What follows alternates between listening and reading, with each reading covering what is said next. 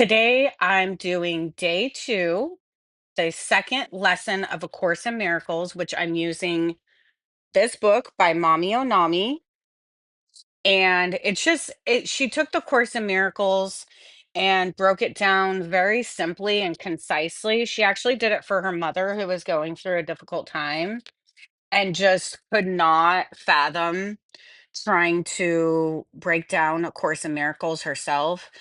The actual A Course in Miracles is a very complex and meaty book. I've actually went through it and stepped away from it multiple times. It kind of blows your mind because it's also one of those things that helps you realize that we reality is not as real as you thought it was. We're living in a simulation type structure, and everything that we thought to be true, we actually thought it and we created it, and we can actually recreate it as well.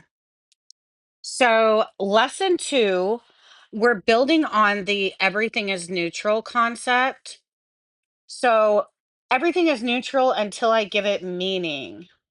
Regardless of how meaningful certain things may seem to you, understand that you give everything that you see all the meaning it has. You did it. It was you. Um it's not about what someone has apprised it to be or what the history of the object is. You decide how it makes you feel. You decide the value. Think about $2, a $2 Hanes t-shirt. You might have that as your most prized possession if that's all that you can buy, or you just like Hanes t-shirt. I make well over six figures and I love clothes from Walmart. You know what I love clothes from Old Navy as well because, they're cheap and they're still really nice. So if I don't like it in 2 weeks, I can just donate it. So anyway, so that Hanes t-shirt could be your most prized possession. Maybe it belonged to someone who's no longer here. It has a scent that you enjoy of that person. Um, so anything that you give value to can be valuable to you.